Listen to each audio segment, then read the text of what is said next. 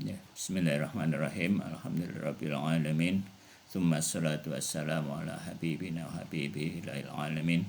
Abil Qasim Mustafa Muhammad sallallahu alaihi wa alihi wa ala ali tayyibin tahirin al-ma'sumin. Wala haula wala quwwata illa billahil aliyyil azim. Bismillahirrahmanirrahim. Allahumma salli ala Muhammad wa ali Muhammad. Allahumma akhrijni min dhulumatil wahmi wa akrimni binuril fahmi. Allahumma aftah alaina abwaaba rahmatik wa anshur alaina khazaina ulumik birahmatika ya arhamar rahimin. Ya, Assalamualaikum warahmatullahi wabarakatuh.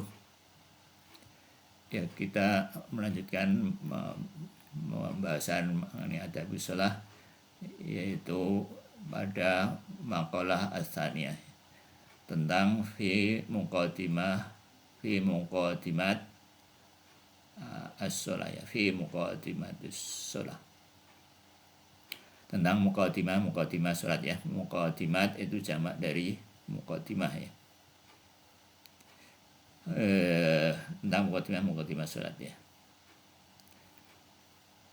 Yang ini bab fihi sab'ati abwab, ya. Ada fiha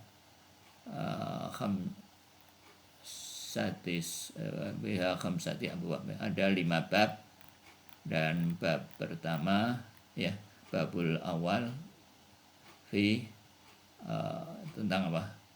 Taharah. Jadi tadi ada 5 bab tentang taharah, dan dalam bab taharah itu ada 7 pasal, ya. Fihi sab'atu fusul, dan di dalam bab pertama ini ada 7 pasal, 7 subbab, ya. Dan pasal pertama itu adalah fi tathiratis salas, tentang kesucian yang 3. Nah, ini sebelum ini ada pengantar sedikit. Jadi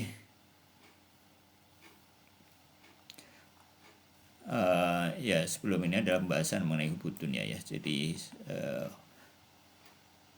pembahasan ini katanya perlu diulang-ulang mengenai pentingnya seorang salik untuk, ya, berusaha membebaskan dirinya dari kecintaan dunia, ya. Harus selalu memperhatikan bahwa masalah hubud dunia ini harus menjadi perhatian utama dalam kehidupan dirinya, ya. Karena kehidupan akhirat tidak akan bisa dibangun kecuali orang sudah beres mengenai hal ini. Jadi kalau tawajuhnya itu masih pada dunia, itu ya praktis kehidupan akhirat tidak bisa dibangun. Ya, mungkin orang akan menjadi orang yang biasa-biasa aja, ya. Dan bagaimana caranya, yaitu yang pertama mentafakurinya bahwa memikirkannya, ya, bahwa dunia itu berubah, dan kalau berubah itu ya nggak bisa, ya, kalau dikejar-kejar namanya juga berubah. Jadi begitu dikejar, ya begitu dapat, ya sudah berubah. Jadi misalkan, ya, katakanlah beli mobil, ngejar-ngejar susah-susah, kalau memang tujuannya pada mobil, itu dapat mobil, ya mungkin sudah beda dengan yang dulu dicita-citakan, kan. Nah, tapi segitu dapat mobilnya juga lama rusak. Kalaupun nggak rusak, nanti modelnya berubah, nanti lama juga nggak laku lagi, terus nggak kelihatan bagus lagi, dan seterusnya. Nah, tapi kalau mobil itu atau kendaraan atau apapun, ya, dari sifat duniawi itu dilihat fungsinya, ya fungsinya itu yang jadi manfaat. Begitu juga yang lain-lain. Jadi hakikat dunia itu adalah kosong. Jadi kalau kita fokusnya ke situ dan beratnya ke situ, maka kita akan stres, capek, dan ya capek jadi stres, depresi selanjutnya, ya, gitu. Selain tidak ada kosong dan kecapean. Jadi memang kita ini tidak diciptakan untuk dunia ini.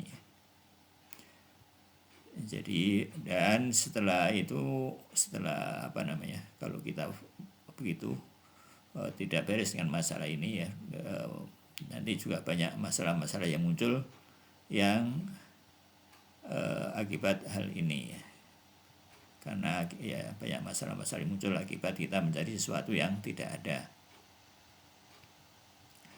Jadi Ustaz Basim dalam suatu hadis Rasulullah Sallallahu Alaihi Wasallam bahwa orang yang mengingkari sesuatu selain Allah, dia bilang maka dia akan lelah dan Allah tidak akan mengasihi akan apa yang dia inginkan. Jadi suatu keniscayaan bahwa sifat dan harga dunia itu merupakan suatu yang tiada ya. Ya jadi kalau kita masih ingat di bab pertama ya, di marhalah pertama, bahwa yang wujud itu adalah di antara sifat wujud, mungkin boleh isim baru ngeh barangkali ya. Hakikat wujud itu diantaranya sifat wujud itu ya banyak, yang diantara sifat wujud itu adalah tidak bisa dibagi, ya kan? Nggak bisa dibagi. Sesuatu yang wujud dunia ini kan materi itu bisa dibagi. Jadi ya dia wujudnya itu kalau ya bermasalah lah paling enggak. Jadi misalkan ya tadi misalkan mobil wujud atau wujud ya, wujudnya berapa? Mobil satu itu kan, mobil itu punya roda 4, punya mesin, punya bodi misalkan. Nah wujudnya itu punya siapa? Punya mesinnya, punya itunya, masalah kan? Jadi nggak bisa dibagi, sesuatu yang wujud itu tidak bisa dibagi. Jadi dunia ini memang materi ya, bukan dunia ya, materi itu tidak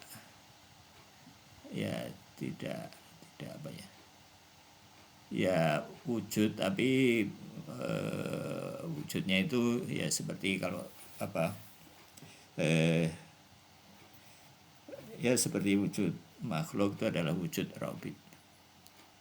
Yang wujud benar itu adalah Allah Subhanahu wa Ta'ala, yang ngejar-ngejar sesuatu yang tidak ada.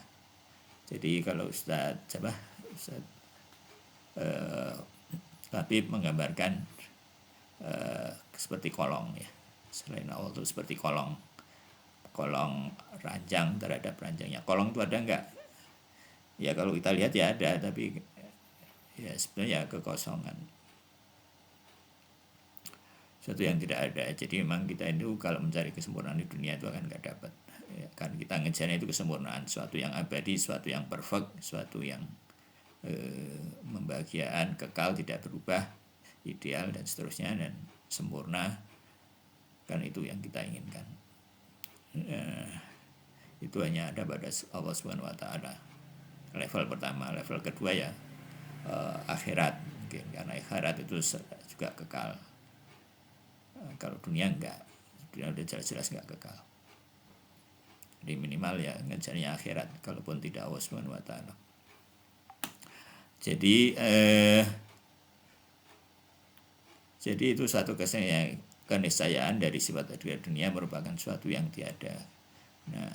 Nah terus apa signifikansinya dari dunia itu? Signifikansi dunia adalah sebagai ladang ya. Jadi dunia ini berharga dalam hal sebagai ladang, atau ya dimanfaatkan sebagai ladang untuk menanamkan sesuatu yang menghasilkan sesuatu di alam batin.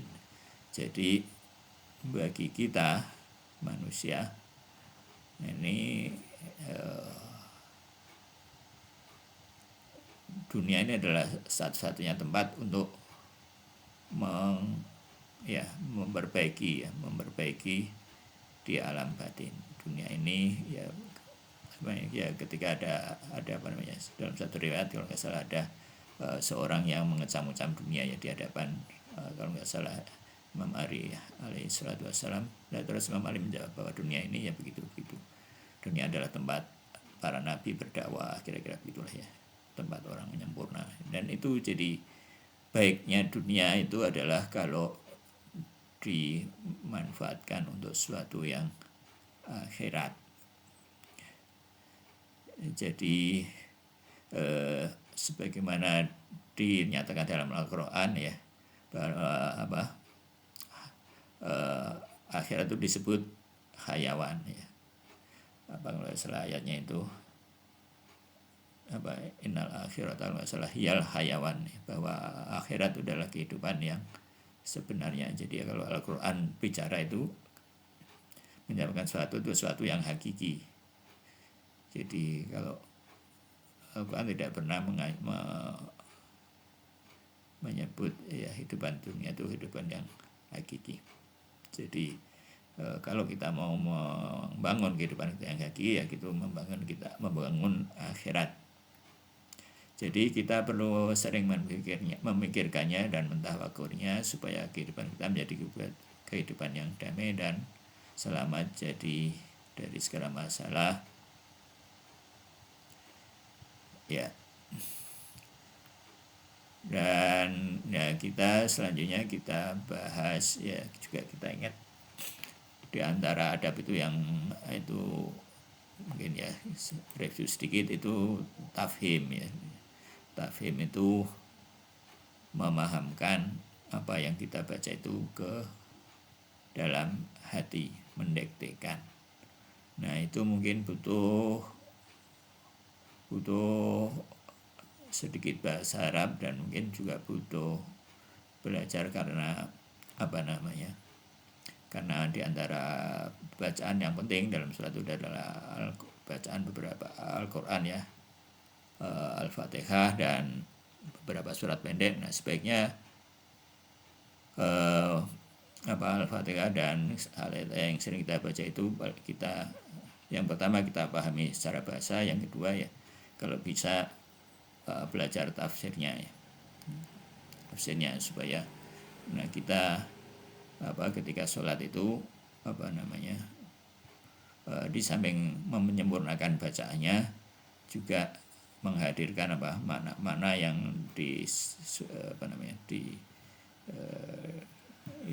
yang ada dalam tafsir itu ketika kita sholat ya. Jadi kita akan bahas persyaratan bersama. Persyaratan pertama itu adalah thaharah, yaitu kesucian dan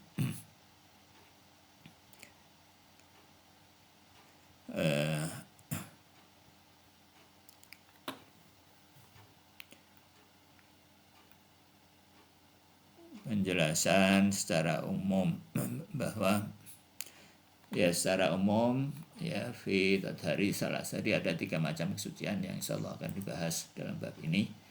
Kama asyarna sabiqan ya, bahwa sebagaimana sudah kami isyaratkan sebelumnya bahwa anna lis-salati ghairu hadza suratil haqiqati ya, bahwa surat itu bukanlah pada hakikatnya adalah bukan bentuk lahirnya ya. Jadi bentuk lahir itu merupakan kulit dan bentuk batin itu merupakan hakikat sholat. Jadi kalau kita tidak sampai, sholat itu tidak sampai dalam batinnya ya, mungkin sholat itu akan menjadi rutinitas yang membosankan ya. Nggak ada peningkatan ya, mungkin kita ya begitulah.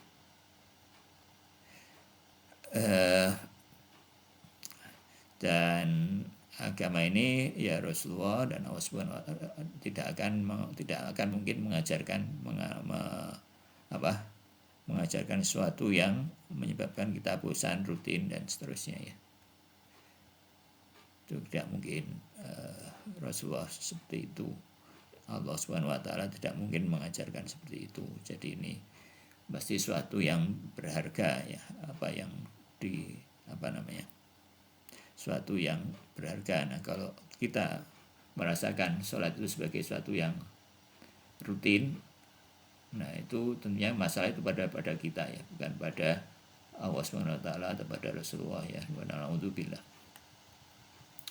Ya. Wa ghairu hadza wa ghairi wa ghairu hadzal dhahir li batinan ya. Dan selain dhahir itu ada batinnya ya, batin dan merupakan salat ya, dan juga sebagaimana juga kama anna lidhahiriya adabu syurutiha suriyah, maka dan sebagaimana dalam zahirnya ada adab dan syarat-syarat ya, syarat-syarat lahir suri, maka dalika libatiniha aidon, dan demikian pula dalam batin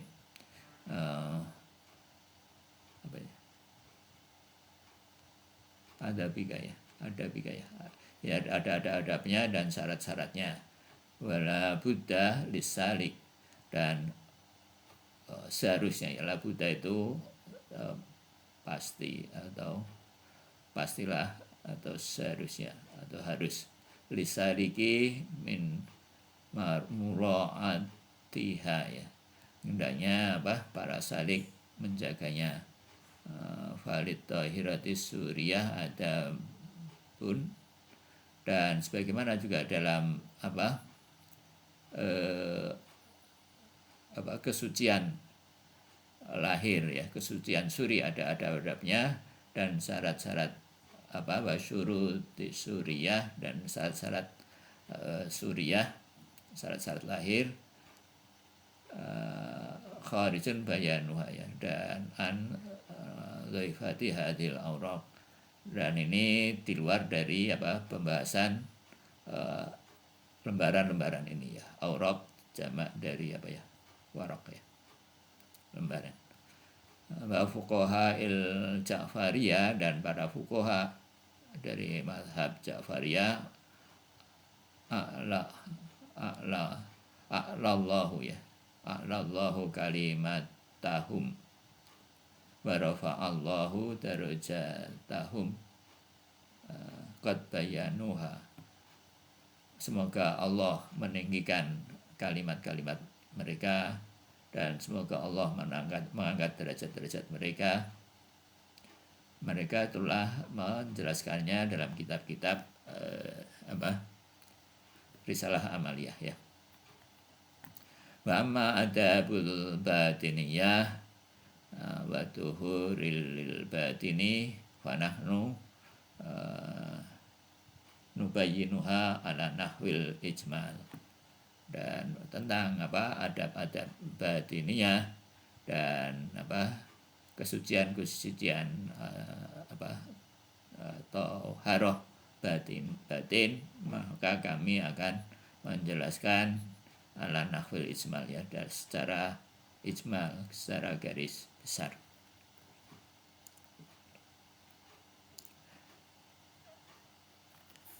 Ya, jadi kalau kita melupakan adab lahir ya tadi itu adab batin, maka dan mencukupkan dengan yang lahir yang dangkal, dan maka sholat itu tidak memberi dampak yang real dalam batin kita dan dalam kehidupan sehari-hari kita.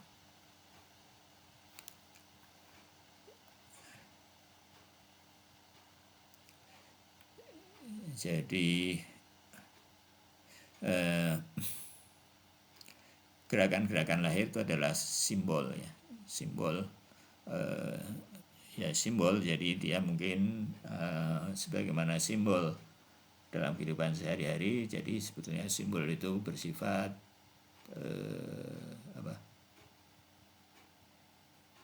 bersifat iktibari ya, iktibari.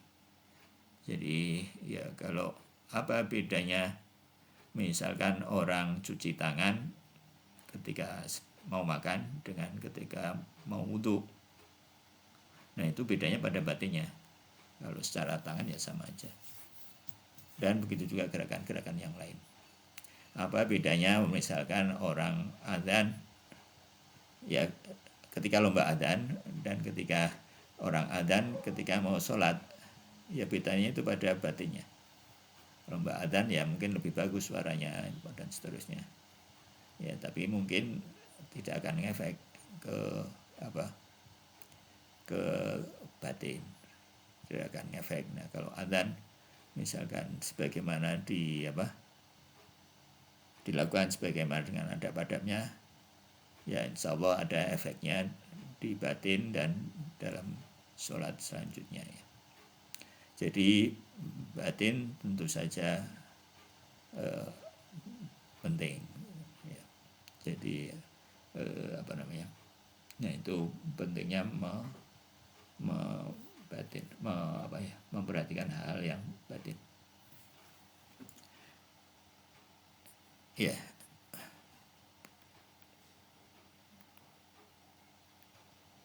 Jadi kalau amal lahir itu tidak disertai batin atau bahkan tidak disertai niat, ya bahkan kalau tidak disertai niat bahkan secara fikih itu tidak sah ya, jadi harus diulang ya. Seperti misalkan sholat apa bedanya sholat yang kita lakukan dengan misalkan katakanlah kalau kita lagi belajar sholat, ya itu bedanya kan pada niatnya. Orang belajar sholat misalkan disuruh praktek sholat, ya seperti tadi itu tidak ngefek.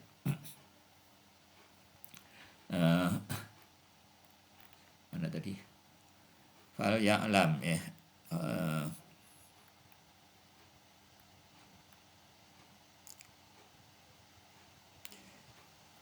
Jadi sebagaimana dalam fal ya'lam annahu lil tolama kanat haqiqatan lisalatahiyal uruju ilal maqamil qurbi wa wusuli ilal maqamil huduril haqqi jalla wa ala walil wusuli ila hadil maqsadil a'la wal ghayatil quswa yalzamu ya atau taharatil ghairi hadat taharat. Jadi sebagaimana juga fal ya'lam, ketahuilah ya, hendaklah diketahui bahwa selama karena dalam hakikat sholat ya adalah uruj ilal uruj ya, mi'raj naik ke maqamil qurbi, pada maqam al-qurb, maqam kedekatan, dan wusul dan sampai atau bertemu sampai pada maqam huduril haqi, kehadiran al-haq, Allah Subhanahu wa taala jalla wa ala, maha agung dan maha tinggi. Wali wusuli hadil maqsudil a'la wal ghayatil quswa, maka untuk tujuan ini, untuk tujuan yang sangat tinggi ini dan untuk maksud yang tinggi, quswa jauh tinggi, maka melazimkan yalzimu ya, melazimkan atau sebagai konsekuensinya ya. Konsekuensinya adalah ada toharoh yang selain toharoh ini ya, toharoh lahiriah maksudnya. Ada toharoh batiniyah. Asyiwa ke hadith toharoh mamnafi'al hadil uruj ya qadarati ya al-aswaq ya, dan penghalang dari jalan ini ya, penghalang mawani itu jamak dari mani ya, penghalang. Aswaq ini nggak tahu ya, ini mungkin juga hampir sama sih, penghalang. Hadhil uruj yal qadarat ya, penghalang dari utama dari ini adalah qadarat, kotoran-kotoran. La yatamakkanu ya, tidak mungkin seorang salik ma'itisafi bil ihdatil kal qadarat, dengan salah satu saja dari kotoran-kotoran ini, min su'udi ila hadil maraka wal uruj bihadal ma'arij. Jadi kalau ada salah satu aja dari kotoran-kotoran ini, tidak mungkin dia bisa mencapai uruj ya. Bihadal ma'arij, tidak mungkin orang bisa mi'raj kalau dengan kotoran ini. Kamayaku min qabili tilkal qadarat, dari Allah Subhanahu wa taala Maha Suci tidak mungkin menerima orang dengan kotoran ini. Fa huwa mani'ul lis-shalah, dan ini adalah penghalang dari sholat ya. Mawani fa huwa mawani sholat. Warjisu syaitan, dan ini adalah kotoran. Bahwa ini adalah penghalang dari sholat dan kotoran dari setan ya. Sebentar. Ya, ini yang begitulah ya. Jadi kotoran-kotoran itu harus disucikan. Jadi kotoran-kotoran itu dari mana ya? Kotoran-kotoran itu ya kotoran-kotoran mungkin dalam perjalanan hidup kita ya, mulai dari kecil sampai ya sekarang ini ya. Di antara kotoran-kotoran itu mungkin ya proses pendidikan atau apa yang kita lakukan selama ini, apa yang kita lihat, apa yang kita makan dan seterusnya ya, atau apa yang kita abaikan, yang kita lakukan secara tidak sadar ya, itu yang menjadi kotoran sadar atau tidak sadar ya. Itu yang menjadi kotoran-kotoran ya. Kalau tidak dihilangkan, tidak mungkin seorang itu bisa berjalan. Dan ini adalah suatu persyaratan yang tidak bisa digantikan oleh persyaratan yang lain. Juga di antara kotoran-kotoran itu juga mungkin lingkungan ya. Ya, boleh juga maksiat ya, tentunya. Jadi lingkungan yang di situ banyak hal yang nggak benar gitu ya. Ada setan melihat, katakanlah ya, kalau laki-laki misalkan ya begitu keluar rumah kan sudah melihat ini itu ya.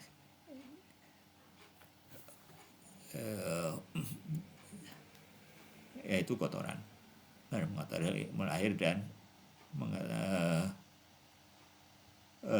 mengotori batin ya. Wa min adabi huduri fahuwa ya, min syuruti hadil haqiqah wa yalzimul salik ila Allah fi bidayatil amr, dan maka lazim ya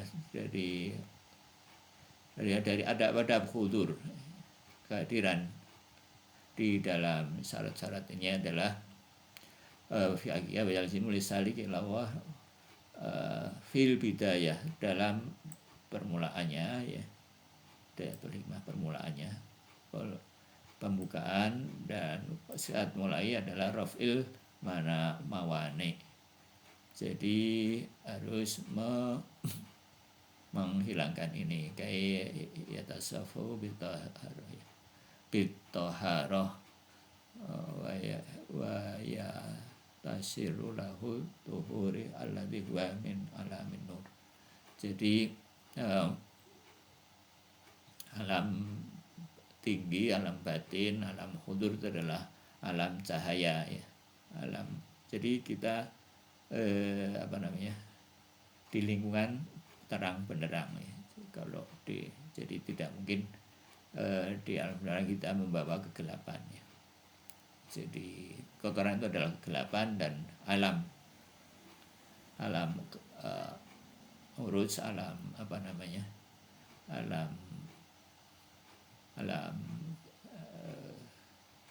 alam surga atau alam di hadapan Allah Subhanahu wa taala,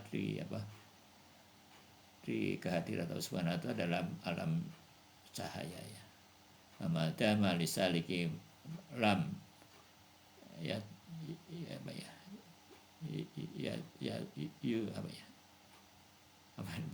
tatahir ya,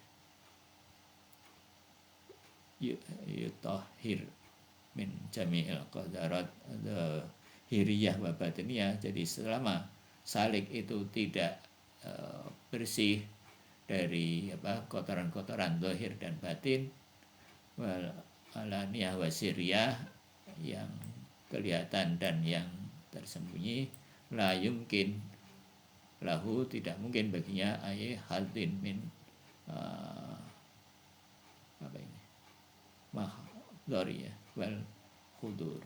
maka tidak akan mungkin baginya untuk mendapatkan bagian dari hudur ya. Ya, tidak mungkin dapat bagian, tidak mungkin. Jadi alam rohani merupakan alam cahaya, dan cahaya dan kegelapan tidak bertemu. Jadi jadi kita yang kotor, banyak masih kotoran, mungkin ya tidak bisa kecuali dengan kita dibersihkan lebih dulu. Dan katanya ini adalah fase yang pertama dari suluk, dan merupakan fase yang paling sulit bagi seorang salik. Nah, ini pasti orang akan banyak, kalau sudah terbiasa mungkin akan banyak keberatan-keberatan.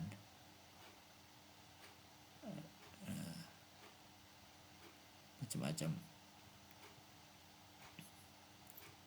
Nah, kalau ini berhasil,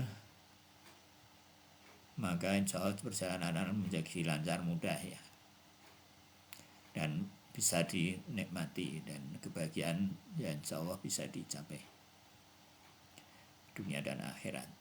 Jadi sebetulnya urusan kita itu ini, sebetulnya itu bukan hal-hal yang bersifat duniawi.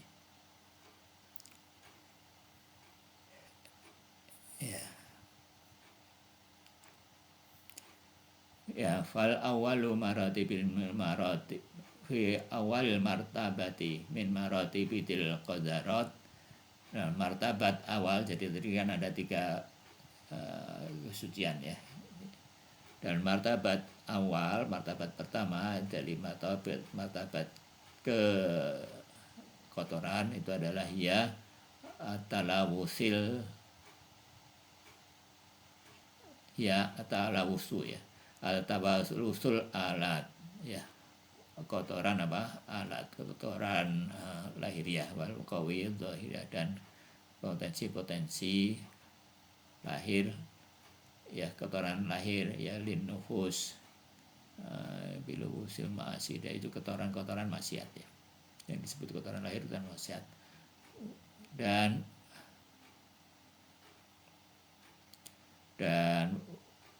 watu qadiruha bi qudratil ma'asi liwaliyah, dan ya kotoran itu adalah dengan maksiat liwaliyin nikmah ya, kepada pemberi, pemilik ni'am, pemilik nikmat, yaitu Allah Subhanahu wa taala, maksiat kepada Allah Subhanahu wa taala. Wa hadhihi hiya sakabatul suriyah lil iblis. Ini adalah perangkat pertama ya, perangkap iblis ya.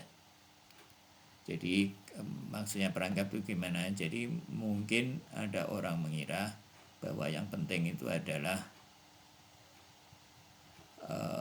akhlak ya kan, yang batin, yang penting kita bersih itu.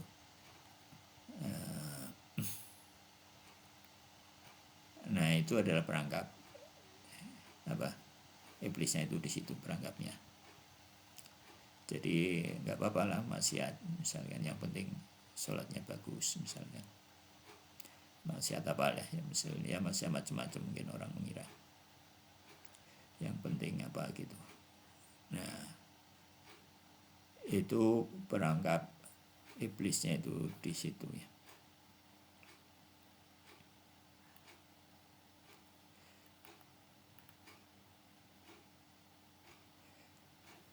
Jadi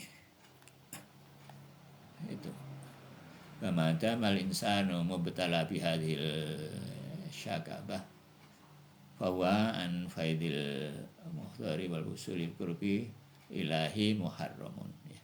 Jadi selama manusia itu mubtala ya, diuji dengan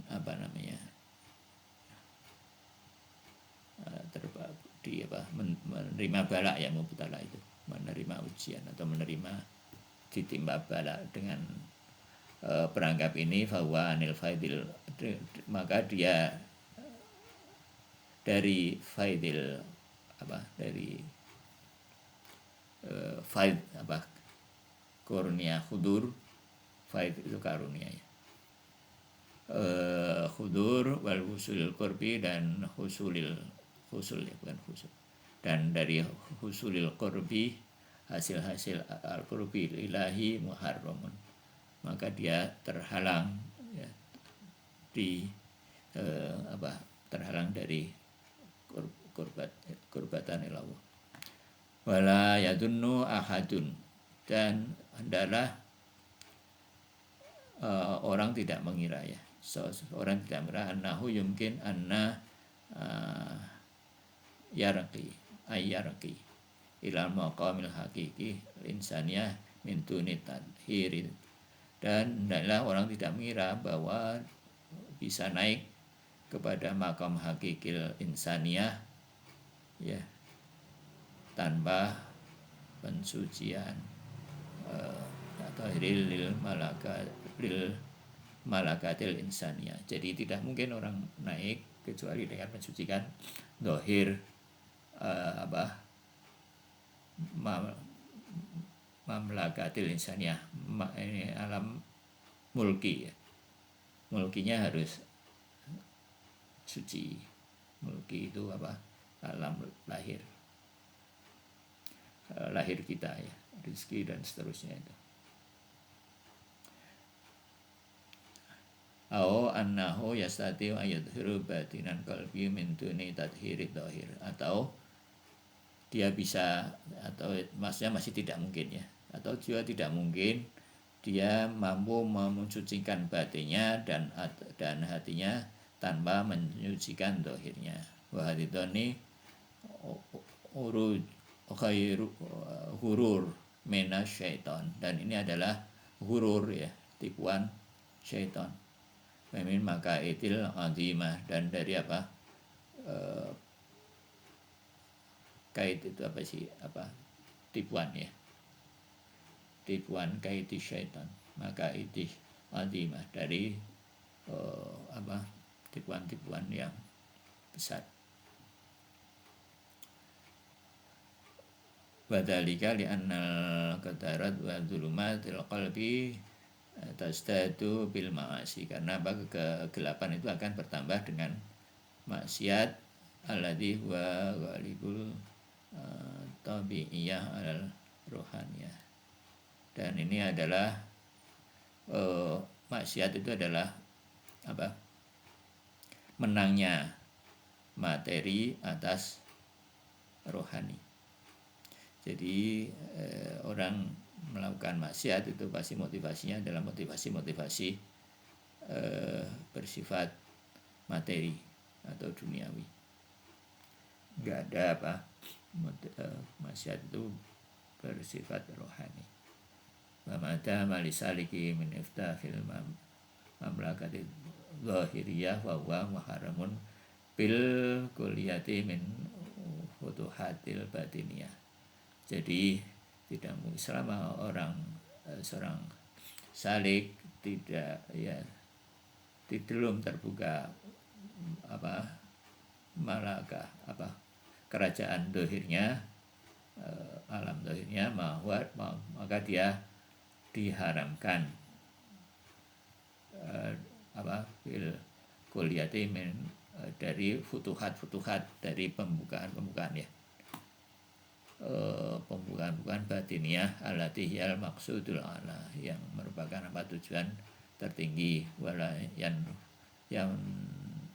tafihu ya, in fataha yang tafihu ya, dan tidak akan terbuka lahu baginya thoriqil lasa, dan tidak akan terbuka baginya jalan kebahagiaan.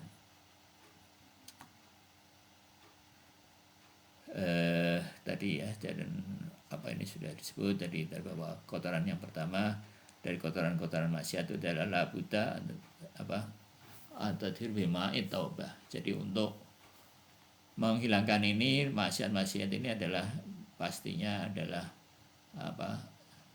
mensucikannya dengan air ya, bima'it taubah, dengan air taubah an-nasuhat at-tahiril tuhur at-tahirit tuhur, dengan air taubat nasuha ya, dan Jadi untuk dengan yang mensucikan ya, dengan menangis dan seterusnya ya, harus serius tobatnya. Wal yam anna jawil qawi dzahira wal batina allati atana Allahu atau anallahu iyaha wa anjalaha min alamil ghaib, dan dalam mengetahui bahwa potensi-potensi zahiriyah dan batiniah yang diberikan oleh Allah kepadanya dan diturunkan kepadanya dari alam ghaib, ya amanat, itu adalah amanat ilahi ya, kanat tahirata, dan itu adalah amanat ilahi yang dulunya itu adalah kanat, itu dulunya ya, suci dari segala kotoran ya, amanat ilahi ya, ini mengingatkan diri sendiri ini ya. Ini adalah amanat ilahi yang dulunya itu suci. Bagaimanapun kita lahir dalam keadaan suci ya, tidak membawa maksiat apapun. Wa kanat tahiratul mutahhara bal kanat mutanawwirah ya. Dan bahkan dia bisa menerangi ya, binurid fitriyah ilahiyah. Jadi bahkan itu adalah memberi cahaya dengan fitrah ilahiyah ya. Jadi ada fitrah ilahiyah di dalam diri kita itu. Dan wa bu'udati an dulumatil tasrifil iblis wa kaduratihi, dan suci dari bersih dari perbuatan-perbuatan iblis dan kotoran-kotorannya. Walama nazarat ila dulumatil alamil tabi'iyah, dan ketika turun di alam materi dalam dunia, wa imtidadi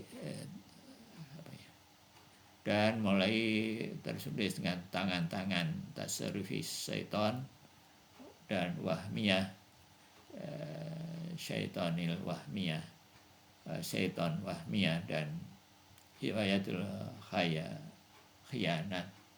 khianatul iblis, dan ketika ia bersentuhan dengan tasarruf syaitan dan dan wahmi ya, wahmi dulu sudah hal-hal yang wahmi, kita terperangkap adalah hal-hal yang wahmi dan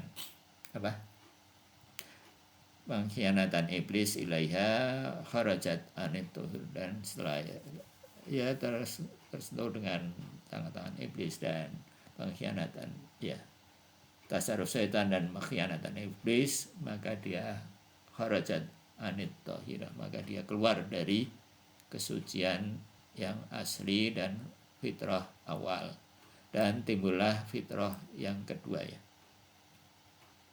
Jadi dalam buku yang lain Imam Khomeini menyebut bahwa ini adalah fitrah awal. Fitrah awal itu orang kepada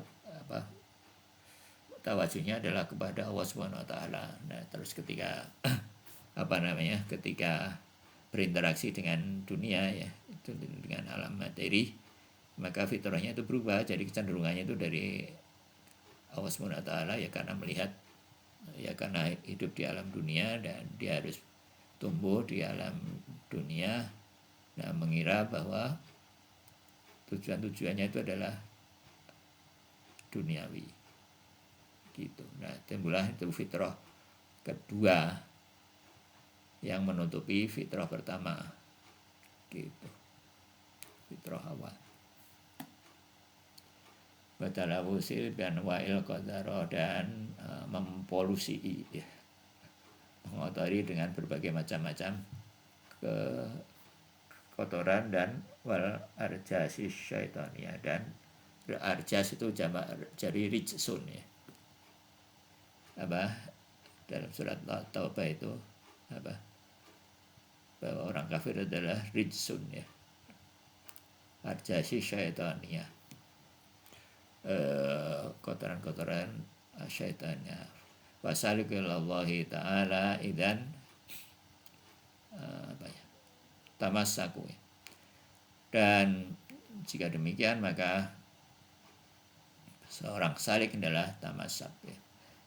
Bidailil inayati, dengan bergantung ya, berpegang teguh, dengan serius dengan karunia inayah waliyillah, dengan inayah Allah Subhanahu wa taala wa Tuhan. Jadi penting bagi kita untuk merasa ini ya, merasa ya memang ini kita harus bergantung pada Allah Subhanahu wa taala ya. Dan ini pentingnya juga mengingat berzikir kepada Allah Subhanahu wa taala.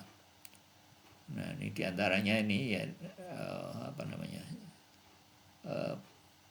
hal yang harus dilakukan ya untuk menghindari maksiat itu adalah selalu menjaga wudhu ya. Itu wudhu itu ya, jadi sehari-hari itu kan menghindari maksiat ini kan, baik yang lahir maupun yang batin, ini kan jihad akbar. Nah, berwudhu itu kata Ustadz Ibrahim itu adalah seperti memakai baju besi, memakai baju perang untuk dalam jihad akbar. Jadi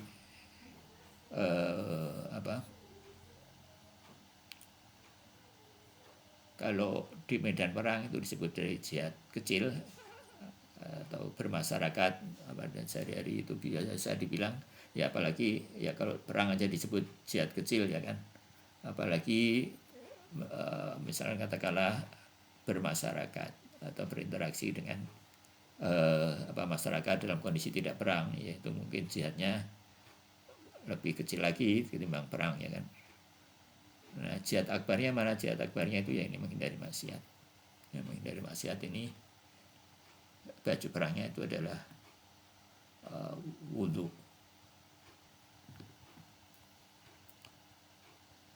Ya nanti mungkin ya, niat-niat buruk, ide-ide buruk gitu itu ya insya Allah dengan wudhu itu bisa jauh berkurang ya.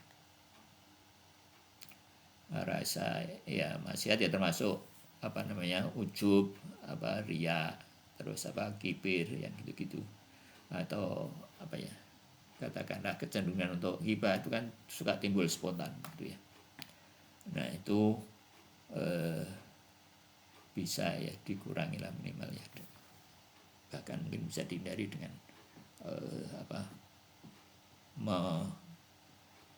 menjaga wudhu.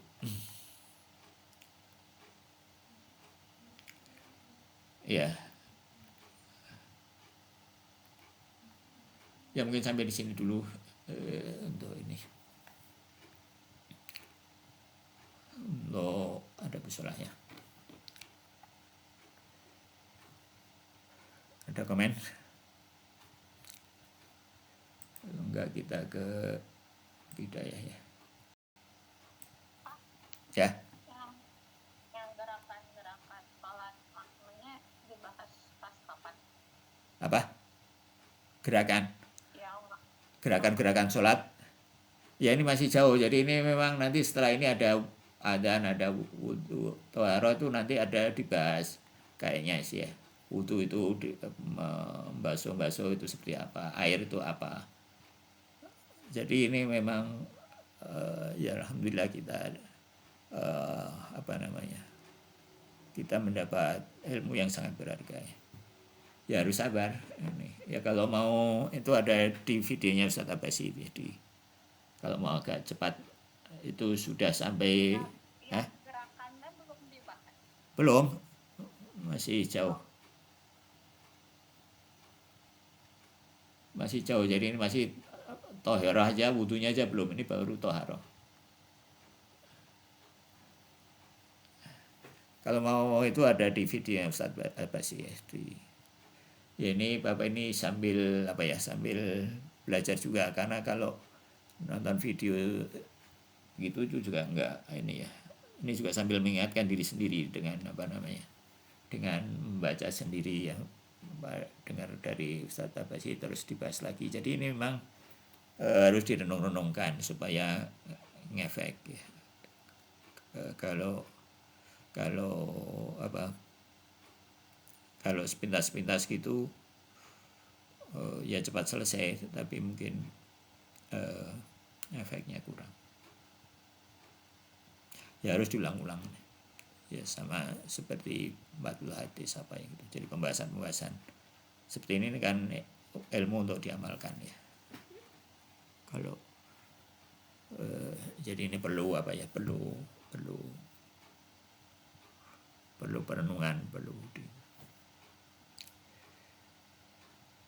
ada di YouTube, ada sudah sampai nggak tahu berapa itu.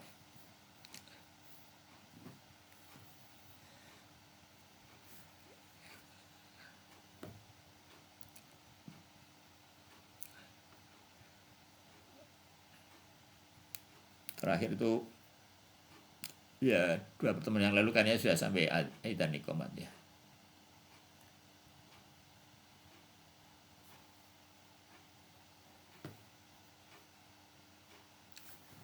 Ya ini sampai halaman berapa ini? 110 dari 585 ya.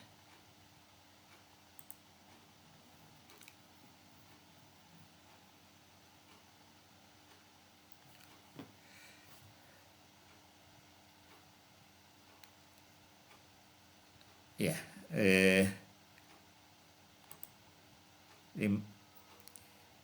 kita ke buku budaya ya.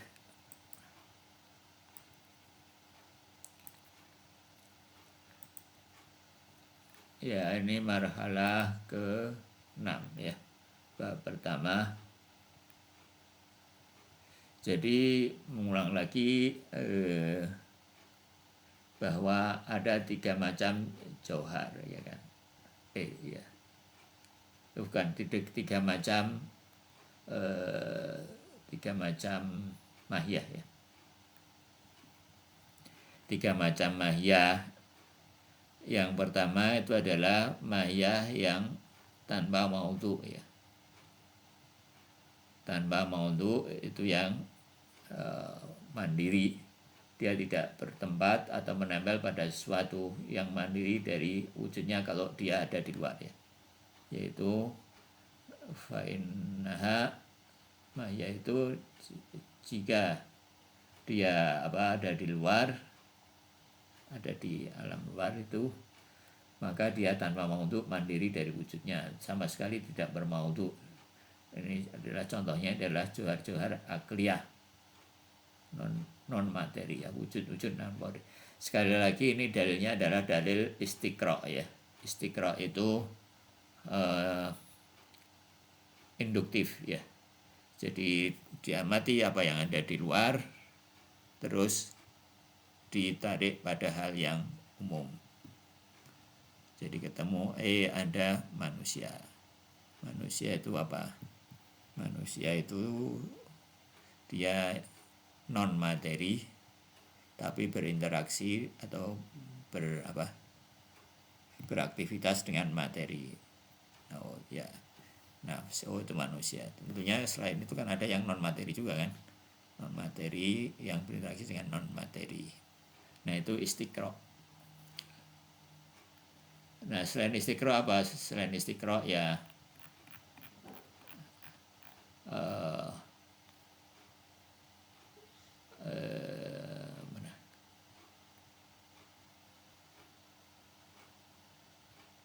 mana ya?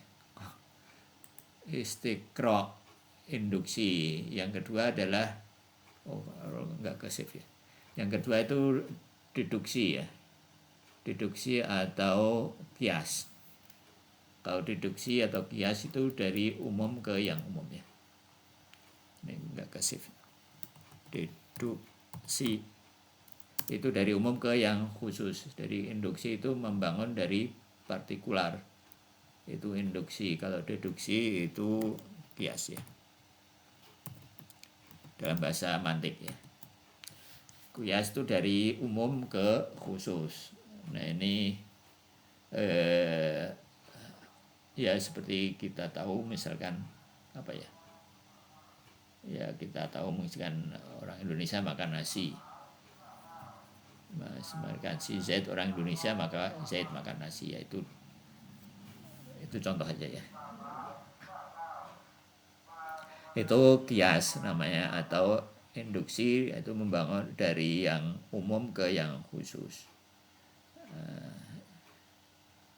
Yang satu lagi itu tamsil. Tamsil itu mungkin analogi ya. Analogi itu dari yang khusus ke yang khusus. Nah itu nggak bisa ya. Nah kadang orang mengatakan bahwa analogi itu kias. Ya nggak apa-apa, pokoknya yang penting bahwa kias dari yang khusus ke yang khusus itu nggak bisa dipegang ya. Ya dalam fikih kita, fikih Ja'fari itu kias ya. Orang kalau kias dalam pengertian analogi itu tidak boleh digunakan untuk mengambil hukumnya.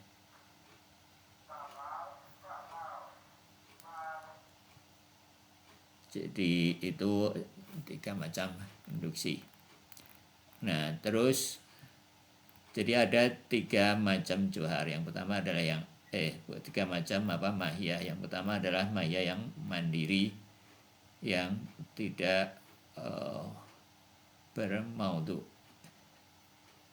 yang mandiri sendiri.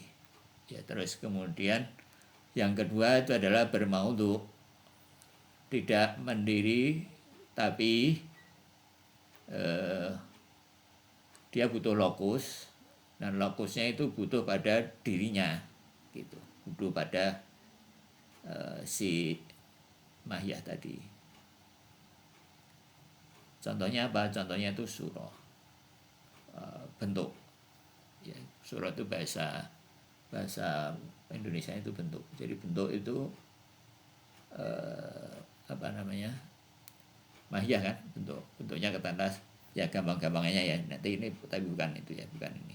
Katakanlah bentuknya skimbat HP butuh skimbat kan.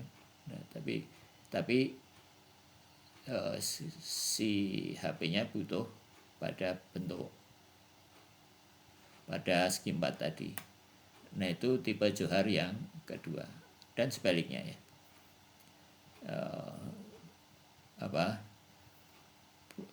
bentuk butuh materi butuh bentuk. Nah ini bolak-balik. Ini tipe johar yang tipe mahiyah yang kedua. Dan tipe mahiyah yang ketiga itu adalah yang tidak mandiri, dia perlu lokus ya. Dia perlu lokus. Contohnya apa? Contohnya ini kalau di sini itu dekat, jauh misalkan ya.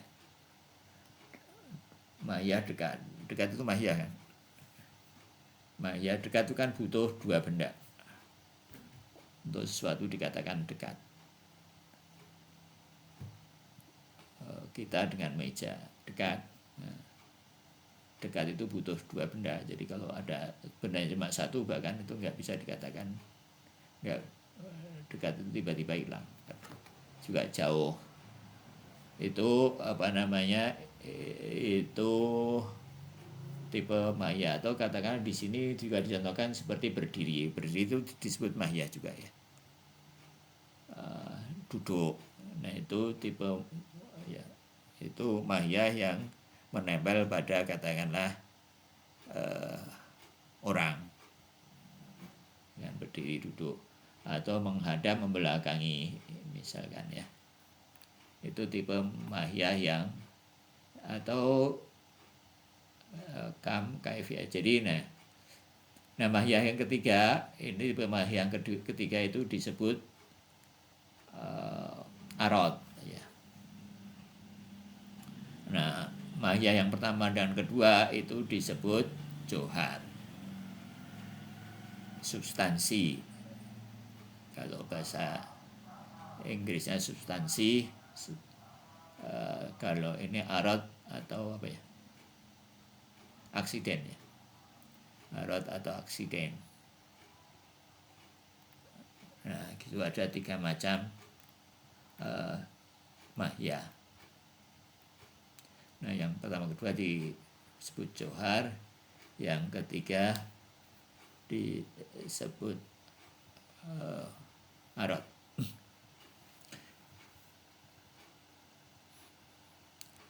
Jadi ini yang apa namanya, tiba-tiba ya, oh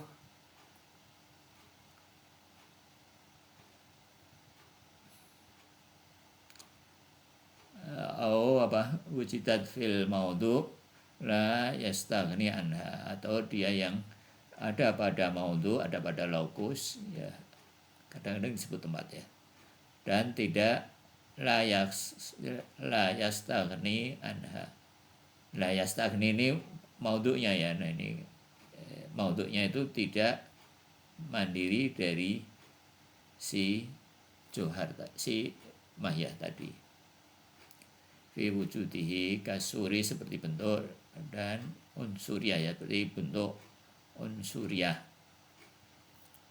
Nah unsuriyah, unsur itu mungkin agak berbeda dengan unsur kimia ya. Apa nih, al muntahil madatil apa ya, al muntahil madatil mutakawimi ya, terhadap dan yang terikat ya dalam materi mukawimnya. Mukawim itu penyusun ya. Mutakawimuhu al mutakawimatu biha, yang bermutakawim, yang menyusun dengannya. Unsuriyah seperti materi ya, seperti surah pada madi, madah yang bersatu ya dengannya. Jadi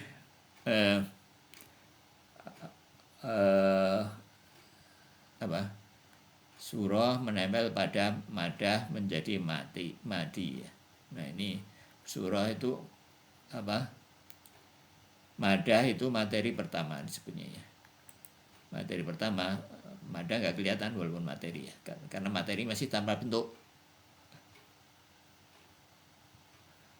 ya, ya kan, materi tanpa bentuk kan nggak bisa eksis.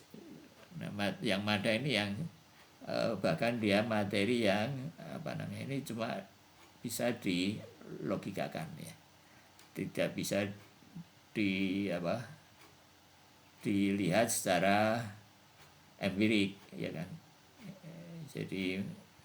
Jadi filosof itu mikirnya sampai sejauh itu ya.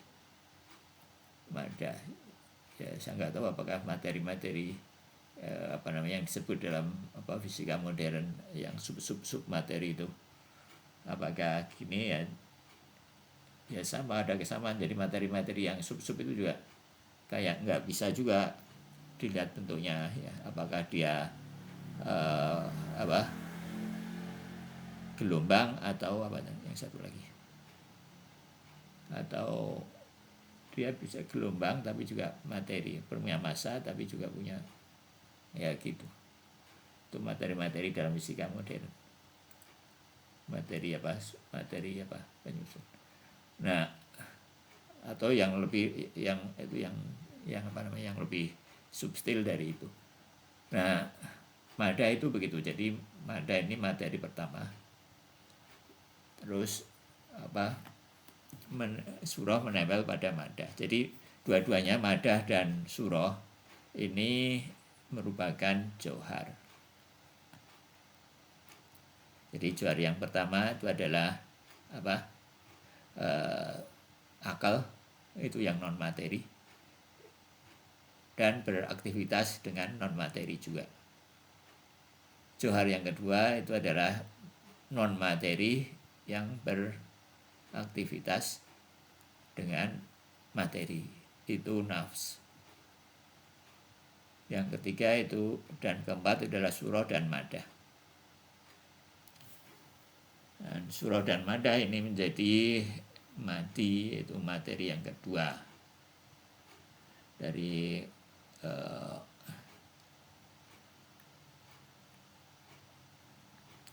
dan juga surah akliyah itu tidak terlihat ya kan, juga sama insan juga tidak terlihat, bukan segi bandingkan apa ya maksudnya. Oh ya, surah itu bukan skimat tadi itu ya. Bukan surah itu bukan surah ini tadi seperti lagi adalah bentuk dalam pengertian akliyah ya. Jadi dalam bentuk rasional. Jadi misalkan apa bentuk akliyah itu? Bentuk akliyah misalkan insan ya kan. Insan ini kan nggak terlihat kan. Tapi di akal itu ada bentuk insan. Ya kita bisa bayangkan lah nggak tahu apa di kepala kita itu manusia ya kan. Atau insan atau nafs jiwa. Itu tetap tidak terlihat ya ini. Jadi surah itu bentuk semacam itu. Jadi dia bukan bentuk kayak tadi itu segi empat misalkan, bukan bentuk yang seperti itu. Dia, nah kalau menempel ke mada disebut surah unsuriyah, ya kan. Johar yang butuh lokus, tapi lokusnya juga tadi surah unsuriyah. Nah unsur itu pengertiannya yang ini nih, bukan unsur dalam pengertian unsur kimia. Jadi mada disebut johar karena butuh surah dan surah butuh padanya. Dan ini saling membutuhkan antara johar dan antara mada dan surah. Jadi ini johar level kedua. Dan unsur itu adalah gabungan antara mada dan surah unsuriyah. Ya. Unsur yang tadi disebut-sebut tadi itu. Dan mada ini adalah materi terendah, jadi nggak kelihatan. Jadi benar-benar dia cuma mau potensi. Nah surah itu sudah sudah aktual. Jadi sudah ada aktualitas yang menempel pada mada. Jadi apa definisi mada itu? Materi. Nanti dalam itu adalah mada itu adalah dalam bab selanjutnya. Definisi mada itu adalah hamilul quwah ya. Mada itu adalah wal mada itu hiyal jauharul hamilul quwah ya. Apa itu mada? Adalah johar pembawa potensi. Nah, potensi pertama yang menempel pada mada itu adalah surah tadi itu.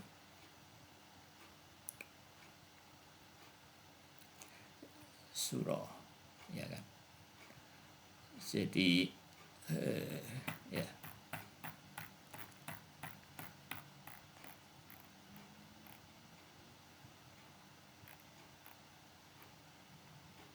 Ya,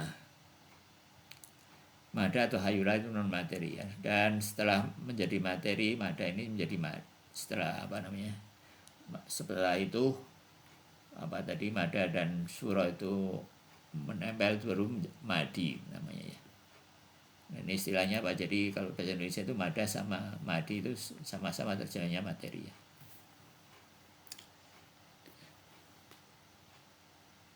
Ya, jadi katanya kalau madah itu setelah kita keluar dari alam dunia ini madah kita itu dipisahkan dari surah. Surah ini di alam dunia ya, di dalam di surah lain. Nah, surah menjadi surah alam barzah. Jadi ya nggak kelihatan jadi diri kita terhadap diri kita yang tadi sebagai madah kita itu. Jadi madah ini katanya dalam pada kita dalam akhirat ini sama. Ini mungkin barangkali ini mungkin salah satu penjelasan filsafat mengenai akhirat itu ya. Nggak tahu itu ada nggak di buku yang di bukunya Ustaz Khalid itu ya.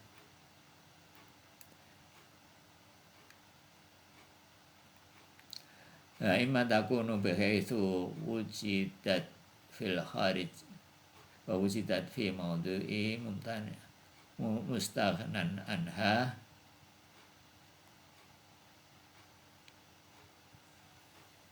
dan apabila dia ada bertakhasus dia dalam mandirinya seperti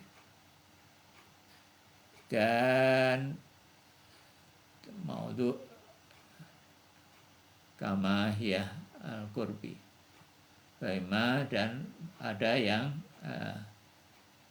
dia jika wujidat fil kharis dan dia berada di luar wujidat fil maudhu. Dia ada wujidat terwujud dalam maudhu, dalam lokusnya, dia ada di lokusnya. Wa mustaghnin anha, dan maudhu'nya tadi itu, lokusnya tadi itu bergantung mandiri darinya ya. Jadi manusia misalkan kita dekat, antara kita dengan rumah misalkan ada mahiyah dekat. Nah, dekat itu mandiri dari rumah dan manusia itu mandiri dari kita, ini mandiri dari dekat dan jadi kita tidak butuh dekat kan, rumah juga tidak butuh dekat. Nah, itu yang mustaghnin itu yang maudhu'nya ya, bukan mahiyahnya. Ini dalam bahasa Arab. Nah, kalau bahasa Arab kenapa bisa dibilang begitu ya, karena ini mustaghnin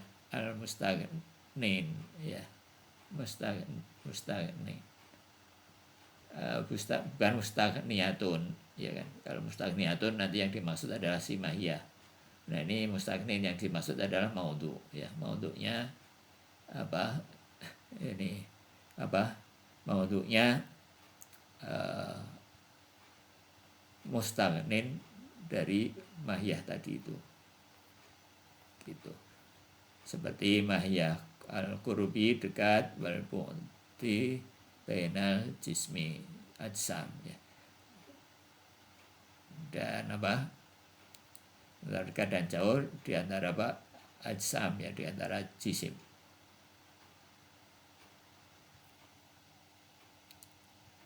Ya, di antara dekat dan jauh.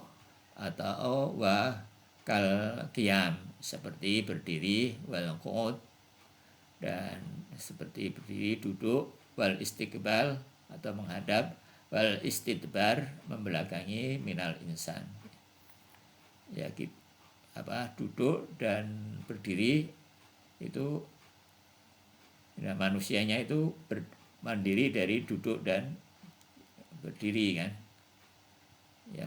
Manusia tidak butuh duduk, tidak butuh berdiri, atau menghadap dan istiqbal atau membelakangi.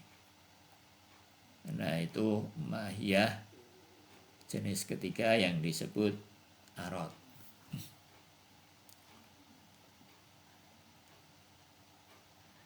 Nah,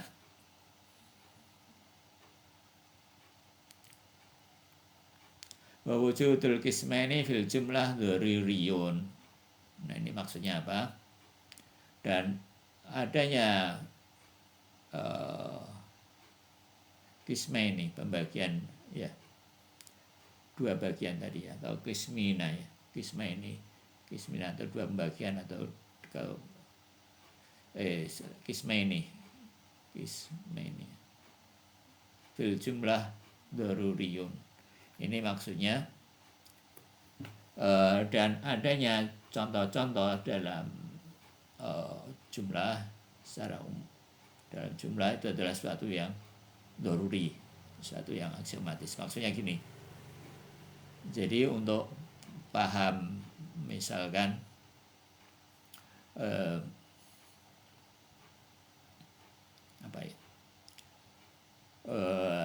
paham manusia misalkan, orang tidak harus akal kita tidak harus mengetahui seluruh manusia, cukup orang-orang itu mengetahui dirinya sendiri sudah bisa bilang bahwa manusia itu ada atau nafs itu ada. Nah, itu maksudnya wujudul qismaini fil jumlah dzurriyun. Jadi untuk istiqra' tadi ini, mungkin untuk argumen untuk istiqra' tadi itu ya, untuk melakukan istiqra' itu orang tidak harus tahu semuanya, cukup tahu satu di antara kelima jauhar tadi, atau satu di antara arad sudah bisa dibilang bahwa mahiyah tadi itu ada pembagian mahiyah menjadi 10 itu diterima gitu. Johar dan 9 arot ya. Itu maksudnya ya, wujudul qismani fil jumlah dzurriyun. Faman angkara wujudil jauhar, dan barang siapa mengingkari adanya jauhar, lazimuhu juhariyatil a'rad. Nah, jadi kenapa ini ada kalimat ini? Barang siapa mengingkari adanya wujudnya jauhar, maka dia melazimkan penjauharan a'rad.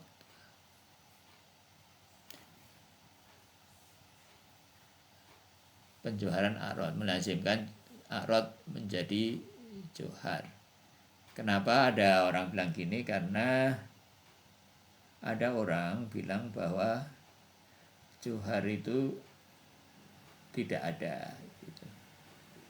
Semuanya itu a'rad gitu.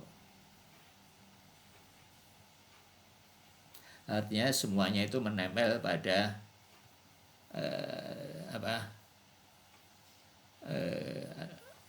pada maudhu gitu. Ya kan? Ada orang menempel, ya akal itu yang menempel pada sesuatu, nafas itu juga menempel pada sesuatu, semuanya menempel, nggak ada yang mandiri gitu. Itu ada orang ngomong gitu. Maka omongan seperti itu omongan yang tidak sadar ya. Kenapa? Ya karena kalau dia menggari semuanya menempel, berarti menempel pada lokus, itu melazimkan a'rad menjadi jauhar. Jadi kalau semua a'rad maka melazimkan a'rad menjadi jauhar. Gimana pikirnya? Ya. Jadi kalau semuanya menempel, artinya menempel satu sama lain, ya kan? Ya. Nah, kalau menempel satu sama lain, yaitu kan johar. Jadi melazimkan ya a'rad tadi itu menjadi johar juga gitu. Ini maksudnya. Dan ini jelas klaim yang tanpa, maka ya mungkinnya adanya johar tanpa. Jadi dia sebetulnya tetap mengakui adanya johar walaupun dia mengingkari gitu. Jadi ini cuma beda istilah aja gitu. Jadi yang dia maksud, dia ngomongnya a'rad, padahal yang dimaksud adalah joharnya jihar tipe kedua tadi itu ya. Dia mengakui adanya realitas johar tapi tanpa kesadaran gitu. Ya, terus kemudian wal a'rad tis'ah ya, dan a'rad itu ada 9. Dan seluruhnya itu adalah tis'atu hiyal maqulat wal ajnasil aliyah. Dan ini adalah 9 itu adalah a'rad. 9 itu termasuk dibilangnya makulah ya. Dan makulat pakai ini itu adalah jamak dari makulah ya. Nah, makulah, kenapa disebut makulah? Makulah itu secara bahasa artinya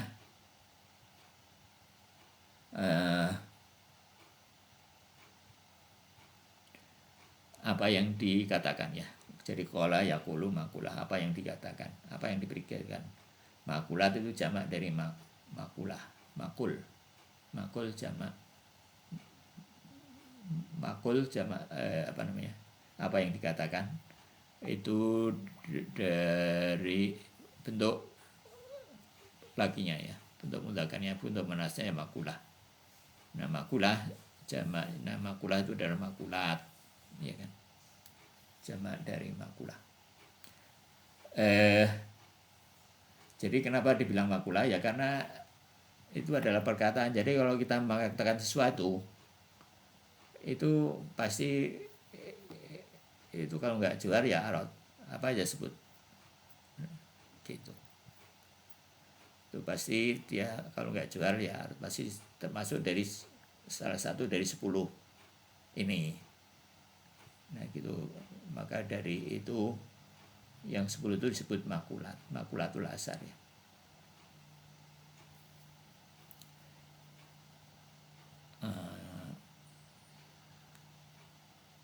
Apakah ada yang makul yang khususnya predikat ya, menjadi apakah ada yang bukan makul menjadi predikat? Kan nggak bisa. Dan itu adalah jenis mahya tertinggi. Di atas itu ya mahya di atas. Jadi itu adalah jenis tertinggi. Dan jenis terendah ya itu nau, spesies. Nau itu adalah mahya terakhir. Di bawah mahya terakhir itu adalah individu ya, individu yang sudah bertakhus ya. Kalau nau itu belum bertakhus. Nah setelah di bawah nau itu bertakhasus menjadi individu sebagaimana kita bahas sebelumnya ya. Jadi jenis alia ini tidak memiliki definisi ya. Jadi ajnas alia, dan ini adalah ajnasul aliyah tadi itu jenis tertinggi ya. Ajnasul aliyah jenis tertinggi. Jadi di atas ini nggak ada lagi. Ya, ini mirip kalau di yang biologi itu apa ya, divisio itu ya. Mungkin inspirasi dari apa? Taksonomi biologi itu mungkin dari sini. Jadi yang di atas itu nggak ada lagi. Di atas itu sudah mahya. Jadi ini ajnasul aliyah jenis tertinggi. Jadi 10 makulah ini merupakan jenis tertinggi, dan di atasnya tidak ada jenis lagi. Pamukawimul arad dan mafahim kan kawimnya. Dan mafhum arad juga, konsep arad dan arad ambaknya tidak ada jenis di atasnya. Dan mafhum arad itu juga arad amlaha la jinsa fawqahu, tidak ada jenis arad di atasnya. Kama anal mafhum minal mahiyat, sebagaimana juga mafhum dari mahiyat arad am juga jadi juga jenis ini alat am bagi semua makulat jumlah tidak ada jenis di atasnya ya. La li jamil makulat il asyar laisa jinsa lahu. Sebenarnya juga arat am itu apa? Arat am itu arat yang sifat umum ya. Di dalam nau. Jadi arat am itu arat yang bisa diterapkan pada nau, banyak nau. Kalau arad khas ini, tapi ini dalam logika ya, arad am dan arad khas. Arad khas itu arad yang hanya bisa diterapkan pada satu nau. Misalkan, tapi bukan dat ya. Misalkan manusia itu arad khas ya, diferensia itu adalah berakal. Atau bukan fasalnya itu adalah berakal ya. Arad khasnya apa? Arad manusia itu sifat yang bukan, kalau berakal itu zat. Nah kalau arad khas itu sifat yang khusus yang hanya pada spesies bagi manusia. Misalkan arad khas pada manusia itu adalah sifat khusus yang hanya pada manusia, bagi manusia ya. Misalkan apa? Tertawa, itu arad khas. Nah, arad am apa? Misalkan berjalan, itu arad berjalan itu kan ada manusia dan pada hewan yang lain ya, sifat umum yang bisa diterapkan pada nau. Dan makulatil tis'a, dan ada 9 makulat, dan makulat tadi ada 10. Pertama jauhar, Yang 9 lagi itu disebut arad ya. Dan arad, makna dari arad itu adalah kam, apa aja itu kam, berapa ya, kaif, bagaimana ya, aina itu di mana, mata itu kapan hidupnya. Misalkan manusia hidup mulai dari sekian sampai sekian, itu mata, batasan waktu. Wad itu posisi, tadi itu sudah ya, duduk, berdiri, misalnya itu wal. Mata itu di mana, itu maya. Jidah itu di dalam, di luar ya, di dalam rumah misalnya itu jidah. Itu fatu nggak tahu ya, fa'il dan infial. Nanti itu fatu coba cari. Dan ini adalah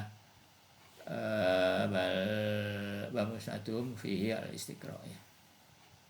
Wahada ma alaihil masyaiyuna min adatil makulat.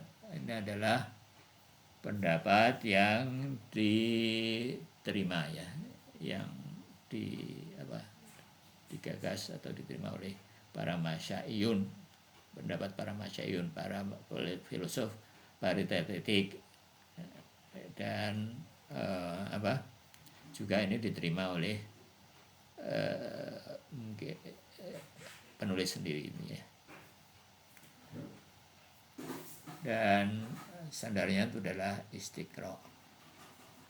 Dan yang paling berpengaruh kan ya pada tasakhus itu adalah di antara 9 itu adalah aina, mata, dan wal.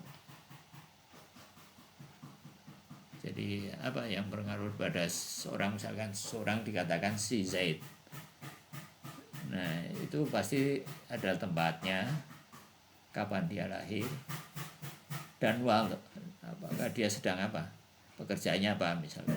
Kalau ini mungkin dasar untuk membuat KTP ya. Aina dia tinggalnya di mana ya kan, dan KTP. Mata dia lahir kapan, dan wal dia pekerjaannya apa. Terus apa lagi? Jadi KTP sepertinya ada dasar filsafatnya.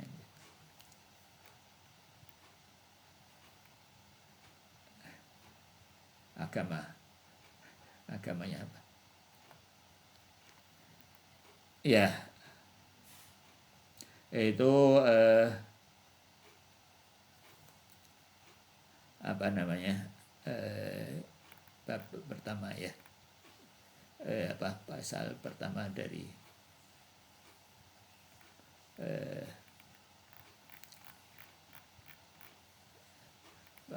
bab kedua ya, dari marhalah ke-6 ada ini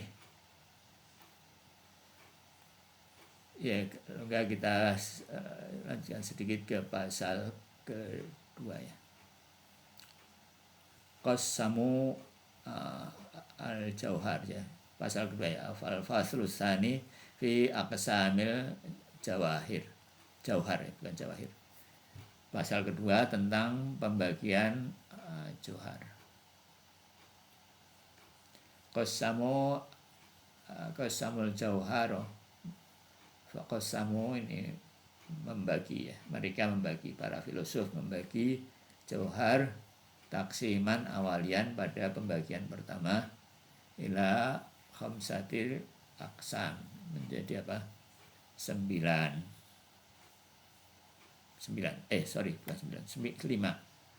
aqsam ya. Yang pertama itu adalah maddah wa surah wal jism wa nafas wal akal.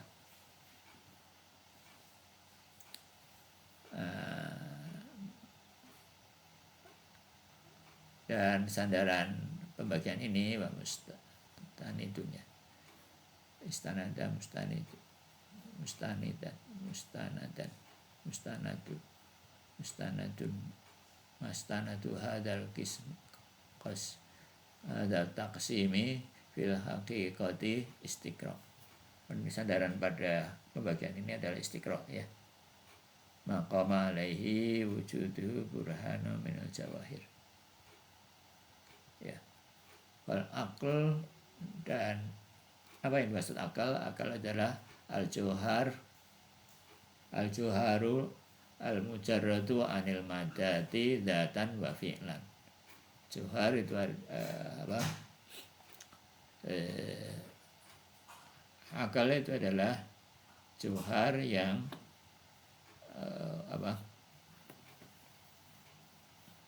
mujarradan, ya, termurnikan dari materi, zatnya dan fi'ilnya, ya, dan fi'ilnya dan perbuatannya, ya. Wa nafs, dan nafs adalah ya al-jauharu mujarradun anil madati dzatan al-muta'alliqu, ya. Muta'allaqu atau muta'alliqu? Muta'alliqu, ya. Muta'alliqu biha fi'lan, yang dia tergantung tergantung pada biha itu hanya kembali ke madah, ya. Dia dan perlu madah tergantung pada mas fi'lan untuk perbuatannya, itu madah nafas. Wal madah ya al-juharu hamilul quwa. Madah itu adalah juhar, pembawa potensi. Wasuratul jismiyah adalah ya al-juharu al-mufidu lil fi'liyatil madah.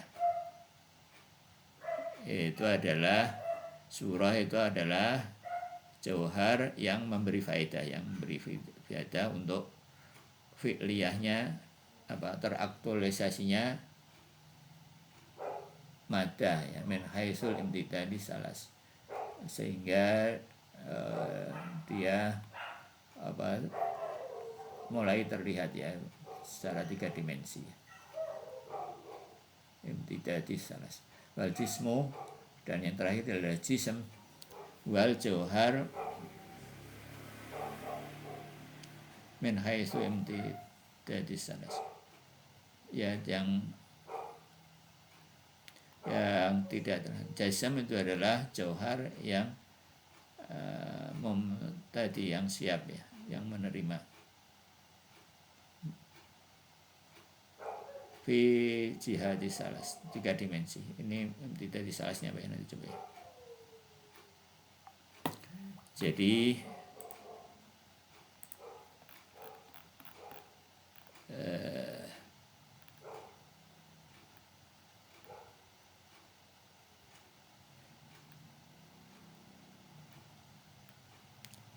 juhar yang memiliki 3 dimensi, ya. Ini tidak tambah, ini masih tidak tambah, jadi baru memiliki 3 dimensi saja akan tambah setelah ada arad yang lainnya, ada ukurannya.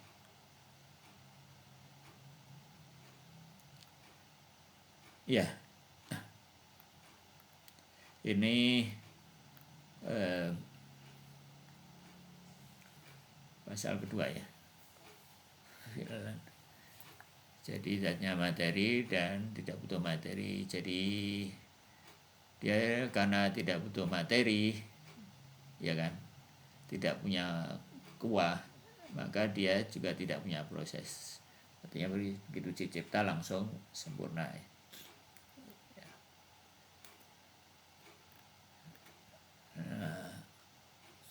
Terus nafas tadi sudah, terus dan dia nah ini maka ini akhlak ini, jadi manusia. Nah, jadi sebagai fi'il dari potensi dia fakir, ya kan, karena butuh fi'il, butuh menyempurna. Ya, mungkin itu dulu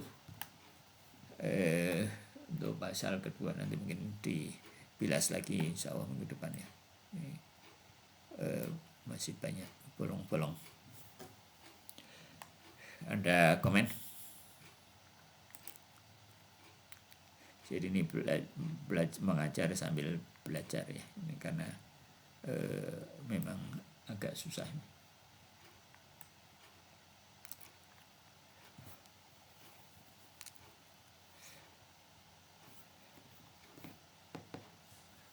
Udah, kalau nggak ada baik kita tutup dengan bacaan wal asri dan ya Al-Fatihah yang pahalanya kita hadiahkan kepada Imam Khomeini.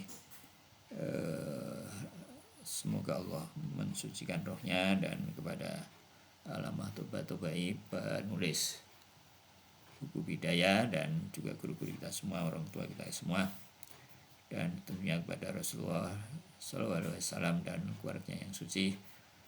Kita hadiahkan kepada beliau semua itu Al-Fatihah dan wal asri dan salawat ya. Allahumma sholli ala Muhammad wa ali Muhammad. A'udzubillahi minasyaitonir rajim. Bismillahirrahmanirrahim. Alhamdulillahirabbil alamin. Arrahmanirrahim. Maliki yaumiddin. Iyyaka na'budu wa iyyaka nasta'in. Ihdinas siratal mustaqim.